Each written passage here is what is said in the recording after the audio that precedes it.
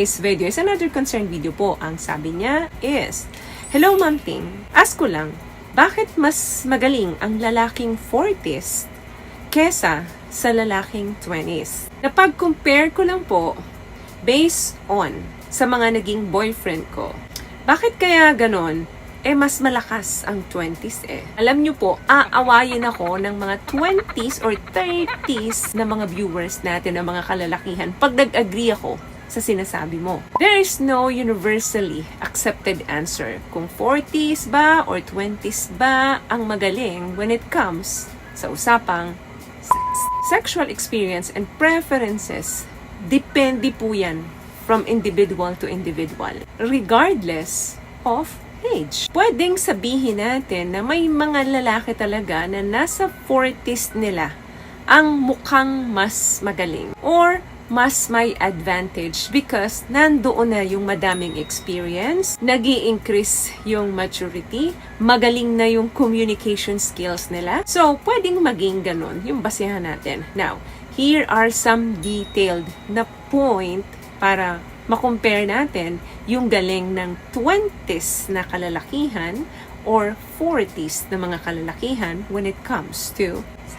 Pareho natin dapat sila bigyan ng credit. Okay, potential advantage kapag ang isang lalaki ay nasa 40s na is, number 1, yung maturity and experience niya. Dahil nga 40s na siya, of course, marami na siyang life experiences na pwede niyang i-translate to a better understanding of relationship, communication, and emotional needs. Sa pamamagitan ng kaalaman niya na i-communicate niya ng mas maayos ang isang babae, lalo na pagdating sa number 2 ng advantage ng 40s na mga kalalakihan is stability. Yung mga 40s, established na yung mga karir niyan, unang-una. Pangalawa, alam na rin nila kung ano yung mga gusto nila na nakakapag-provide ng sense of stability sa isang relasyon. Mamaya, pag-usapan naman natin ang mga 20s and 30s. Bigyan naman natin sila ng credit. Pangatlo is knowledge and communication. Gustong-gusto po ng mga kababaihan na kino-communicate sila ng marahan. Gustong-gusto ng mga kababaihan na nagkakaroon ng awareness sa kanila ang mga partner nila tungkol sa mga pangangailangan nila. Mapa-financial man yan, mapa-emotional, mapa-physical when it comes to relationship. So kapag ganito na ang isang lalaki, mas sophisticated na yan makipag-communicate sa isang babae at nagkakaroon ng maayos na stability to communicate effectively. Pang-apat, commitment. Ang mga 40s na mga kalalakihan pagdating sa relasyon, naghahanap na yan ng long-term commitment, potentially leading to less drama and more stability in the long run.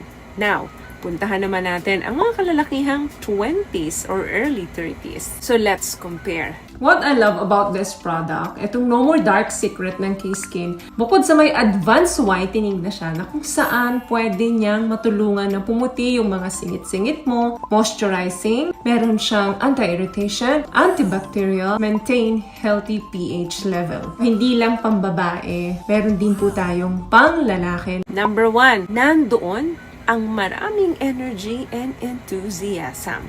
Gigil pa yan. Gigil pa sila na subukan ng mga bagay-bagay. Mas playful sila, mas adventurous sila. Dahil marami nga silang energy. Kaya pagdating sa kama, talaga namang bigay todo ang mga 20s na mga kalalakihan. Another thing, ito very important, mas mataas ang testosterone level ng mga kalalakihang 20s. Sama na rin natin ang 30s, syempre.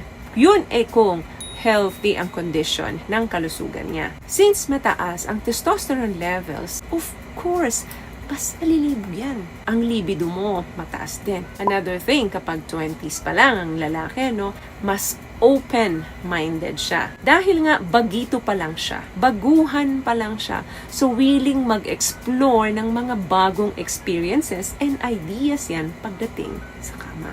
Potentially leading to a more adventurous 2SEX. So, yan po yung nabanggit ko na depende po sa experience and preferences ng individual. So, possible na sa'yo, mas nai-encounter mo mga lalaking magagaling kapag ka nasa 40s na. Meron namang mga babae na magdi-disagree sa'yo na hindi totoo yan dahil sa experience nila, mas magagaling ang mga 20s or early 30s when it comes to SEX. May mga lalaki kasing 20s na very mature na. May mga lalaki namang 40s na immature. So, kung sa atin, mas kinoconsider natin na ang salitang better when it comes to SEX ay para lamang sa mga 40s, may be different for others. Ang mahalaga, focus on personality and communication para mas satisfying ang sexual relationship. And personality, compatibility. Napakahalaga po ng compatibility sa usapang SEX. Lalo na kung mag-partner kayo. So, better na nandun yung effective communication and yung mutual respect. Hindi lang magbase sa edad. So, the better sex partner depends on individual preferences and what each person values in a relationship. So, may natutunan ka bang tips sa mga napag-usapan natin ngayon? At kung nagustuhan mo ang ating video, please give it a thumbs up, comment down below, and also share this video na rin po sa mga kaibigan na sa tingin nyo matutulungan ng video natin. Once again, palagi po kayong mag-iingat at palagi po kayong manalangin. Thank you guys for watching and see you in our next one. Always love yourself and be blessed. Bye!